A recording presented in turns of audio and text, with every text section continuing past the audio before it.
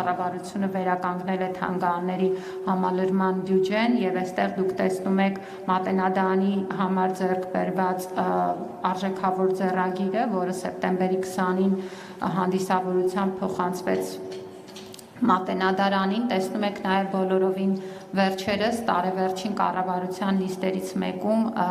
12-րդ դարի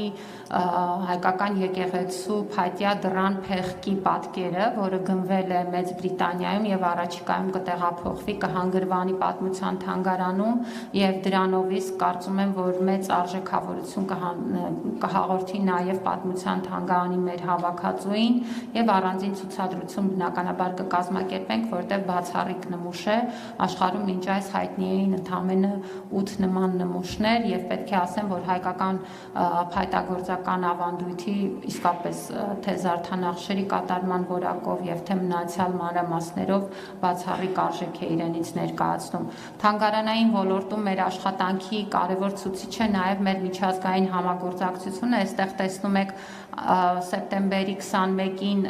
պատմության թանգարանում Լուվրի թանգարանի հետ համագործակցությամբ բացված ցուցադրությունից մի պատկեր, պետք է հիշեցնեմ, որ արդեն երկրորդ տարին էր, որ պատմության թանգարանում մեր երկրի անկախության օրը մենք միջազգային հեղինակավոր թանգարանի հետ համագործակցությամբ համատեղ ցուցադրություն էինք բացում, այս տարվա համար էլ արդեն կան պլանները, Բեռլինի թանգարանի հետ համագործակցությունն է պլանավորվում, նաև ունենք պայմանավորվածություն, որ մեր պատմության թանգարանը ցուցադրություն կկազմակերպի Ակրոպոլիսում, որը նույնպես ամենահաճախ այցելվող զբոսաշրջային վայրերից է եւ կարծում եմ, որ մեր մշակութային ժառանգության տեսանելիության բարձրացման եւս մի կարեւոր քայլ կլինի մեր կողմից։ Իհարկե, այստեղ արդեն տեսնում եք այն աշխատանքները, որոնց մասին մասամբ նշեցի, ֆեստիվալի մասին խոսեցի, պետք է հիշեցնեմ մեր ուրեմն կարևոր նախագծերից նաև ֆիլհարմոնիկ նվագախմբի համերգը Պերսեպոլիսում, Իրանում, որը պատմական էր իսկապես, թե վայրի նշանակությամբ, թե այնտեղ կազմակերպված միջոցառման մակարդակով, տեսնում եք բոլորովին վերջերս մասնավորի հետ համագործակցությամբ վերականգնված մեր հուշարձաններից մեկը Կարմիր կամուրջը, որը իրապես Երևանի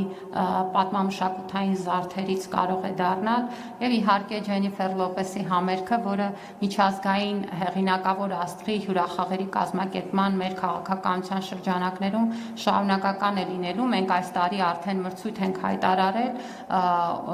ներգրավելու նաեւ նոր համագործակցություններ եւ վստահաբար մեր հայաստանյան հանդիսատեսն ու զբոսաշրջիկները, որովհետեւ պետք է հիշեցնեմ, որ շուրջ 15000 զբոսաշրջիկ են ունեցել այս համերգին, կունենան բազում հնարավորություններ Հայաստան այցելելու եւ իրենց սիրելի աստղերի համերգներին ներկա լինելու։ Այստեղ մենք որոշակի թվային ցուցանիշներ դրել ենք ուսուցիչների ատեստավորման մասով, որոնք արդեն ներկայացվեցին եւ այս տարվա մասնակցությունն էլ տեսնում եք, որ էապես աճ է գրանցել եւ նաեւ սա է վկայում, որ ծրագրի զարգացումը իր բնականon ճանապարհով գնում է եւ ես կուզեմ մշակույթի մասին իմ խոսքը ամփոփել մշակույթի տնտեսականացման մեր մյուս սլայդը պիտի խնդրեմ մշակույթի տնտեսականացման մեր քաղաքականությամբ այստեղ մի քանի բան կուզեմ ընդգծել։ Գիտեք, ես մեկ անգամ ասել եմ եւ ուզում եմ կրկնել, որ որևէ կառավարություն այնքան ներդրում չի արել մշակույթի ոլորտում, ինչքան որ անում է այս կառավարությունը։ Եվ այստեղ པարզ թվեր են, որոնք դա ցույց են տալիս։ Մասնավորապես դուք տեսնում եք թատերահամերգային կառույցների կապիտալ հատկացումների ցուցանիշները 948 միլիոն դրամ 2025 թվականին եւ դուք տեսնում եք ինչ էական աճ է, սա ավելի քան 10 հաստատությունների է տրամադրվել, այստեղ մենք խոսում ենք թե նորոգման մասին եւ թե խոսում ենք արդիական սարքավորումների մասին, որոնք գնվում են լուսային, ձայնային եւ որոնք հնարավորություն են տալիս բոլորովին այլ որակի մշակութային արտադրանք ստանալ, ու սա ունենում է կոնկրետ արդյունք։ Պիտի խնդրեմ հաջորդ սահիկը, այստեղ մենք ցուցադրել ենք մեր մշակութային հաստատությունների սեփական եկամուտների աճը, որ շարունակաբար այստեղ ցուցադրված են թանգարանները, տեսնում եք, որ 22-ին շուրջ 770 միլիոն դրամի մասին ենք խոսում, սեփական եկամուտներ, որոնք թանգարանները կարողացել են իրենք աշխատել այցելությունների միջոցով հիմնականում 2025-ին արդեն մենք խոսում ենք 1 միլիարդ 662 միլիոն դրամի մասին եւ սա նշանակում է, որ ավելի քան կրկնապատկված են։ Տեսնում եք, որ այս տենդենսը ել ավելի նկատելի է թատերահամերգային կառույցների պարագայում, որտեղ պիտի հիշեցնեմ, որ մենք ֆինանսավորման նոր մոդել ենք ներդրել 22-ին 1 միլիարդ 634 միլիոնից մենք այսօր արդեն ունենք իրավիճակ, երբ որ 25-ի արդյունքում խոսում ենք ավելի քան 4 միլիարդ դրամի մասին, որը ելի եմ հիշեցնում մշակութային հաստատությունների սեփական եկամուտներն են եւ այն պայմանները, որ ստեղծվում են, նպաստում են, որպեսզի նրանք տնտեսական գործունեության ավելի մեծ ակտիվություն ցուցաբերեն ու հիշեցնեմ ինչ է նշանակում այդ նոր մոդելը, որ մշակութային հաստատության սեփական եկամուտները կրկնապատկվում են պետության կողմից։ Սա նշանակում է, որ ինչքան որ մշակութային հաստատությունը կարողանում է աշխատել, պետությունը այդ գումարը կրկնապատկում է։ Ու դա էապես ավելացրել է մեր այն հաստատությունների բյուջեն, որոնք աշխատում են նոր մոդելով, նրանք կարողացել են էապես բարձրացնել վարձատրությունը ու պետք է հիշեցնեմ, որ այդ մոդելով աշխատում են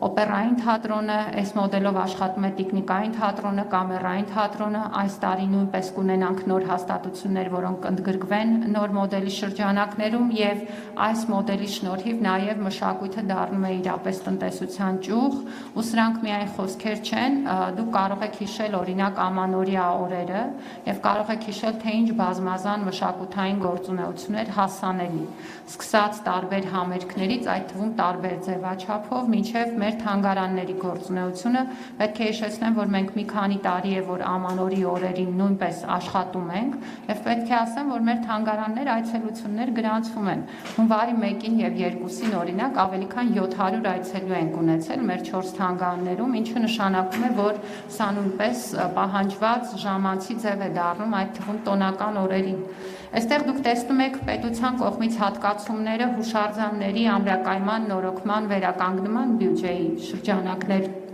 շրջանակներում եւ տեսնում եք էլի, որ անգամներով աճ ունենք 22-ին 216 միլիոն դրամի համեմատ մենք 25-ին արդեն ունեցել ենք 1 միլիարդ 386 միլիոն դրամ 23 հուշարձանի մասին ենք խոսում, բայց ոչ միայն մենք մասնավորի հետ համագործակցությամբ նույնպես հուշարձաններ ենք վերականգնում, ընդհանուր առմամբ 48 հուշարձանների մասին է խոսքը, որոնց շուրջ արվում է աշխատանքը եւ ես կուզեմ հատուկ ընդգծել, որ այդ հուշարձանների շրջանակներում մեծ թիվ են կազմում նաև կրոնական բնույթի հուշարձանները։ Մենք այստեղ առանձնացրել ենք մի սահիկ, որտեղ ցույց ենք տալիս, կխնդրեմ այդ սահիկը, օրինակ, թե որ եկեղեցիներն է, որ պետությունը վերականգնում է եւ շատ ուրախ կլինեմ, եթե դուք էլ այցելեք եւ տեսնեք օրինակ, ինչպես է այդ աշխատանքը արվում։ Եվ այստեղ կան եկեղեցիներ, որոնք որ տարիներ շարունակ որպես առավել վտանգված եկեղեցիներ եղել են առաջնահերթ հրատապության շարքում, ինչպես օրինակ Սրվեղի վանքն է եւ եզակի նշանակություն ունեն եւ դրանք պետության միջոցներով հետեւողական աշխատանքով վերականգնվում են։ Շատ աշխատանքների համար մենք նաեւ դրսի հետ համագործակցություն ենք անում, որտեղ մեր տեղական կարողություններն ու հմտությունները զարգացման կարիք ունեն, օրինակ որմնանկարները վերականգնելու համար իտալացիների հետ համագործակցություն կան աշխատանքներ աղյուսի հետ կապված, որտեղ Իրանի հետ ենք համագործակցում եւ ակնհայտ է, որ նաեւ այդ ուղղությամբ կարողություններ են զարգանում։ Եվ էլի երկար կարող ենք խոսել, բայց ձեր թույլտվությամբ վերադառնանք սպորտի սահիկին ու փորձենք ուրեմն ամփոփել հարցերի հնարավորություն տալով ես առանձնահատուկ կուզեմ ընդգծել մենք այստեղ էլ դպրոցում տեսանք նորակառույց մարզադահլիճը եւ մեր համար շատ կարեւոր է որպեսզի մեր երեխաները զբաղվեն սպորտով ֆիզիկական առողջ ակտիվությունը լինի ոչ միայն թղթի վրա այլ լինի նրանց ապրելակերպը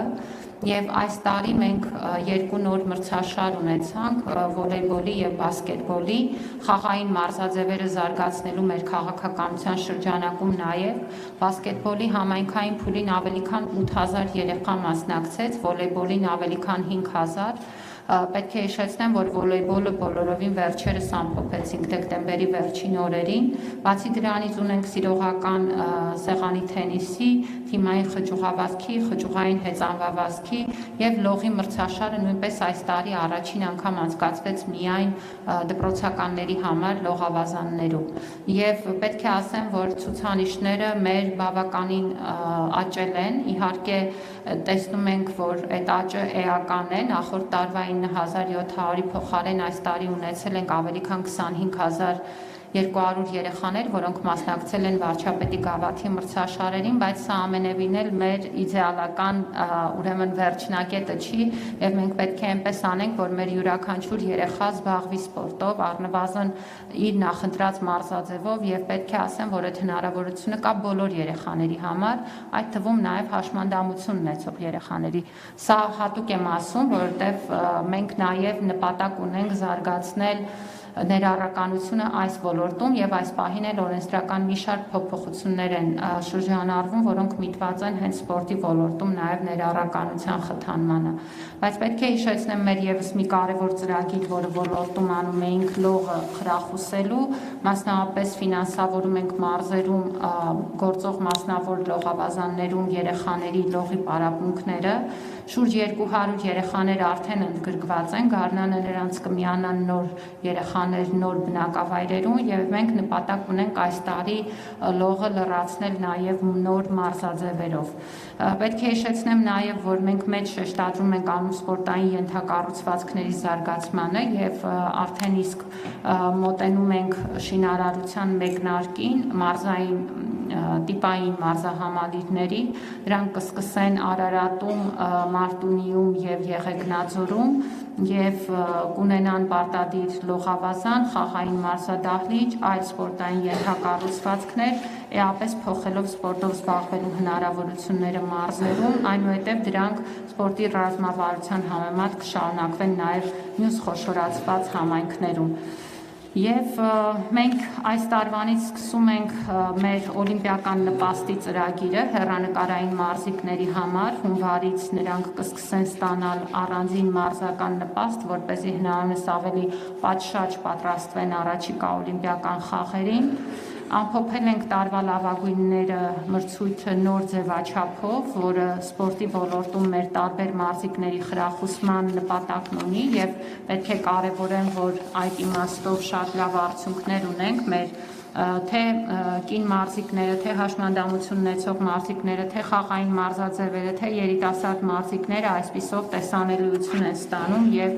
դառնում են տարվա լավագույնների իրենց անվանակարգերի հաղթողներ եւ իհարկե մեր աշխատանքները սպորտի ոլորտում շարունակվելու են նաեւ ոլորտի բարեփոխումների իմաստով։ Մենք արդեն երկրորդ տարին է, որ ֆեդերացիաների հետ աշխատում ենք նոր ձևաչափով, նրանց ֆինանսական եւ հաշվապահական գործառույթները իրականացվում են սպորտի կառավարման կենտրոնի կողմից։ Այս տարի այդ ձևաչափով կսկսեն աշխատել ավելի մեծ թվով ֆեդերացիաներ, ոլորտում նաեւ տեղեկատվական համակարգ է ներդրվում, մարզադպրոցների բաղադրիչը արդեն իսկ փորձարկված է, առաջիկայում մենք նաեւ ֆեդերացիաների հետ ենք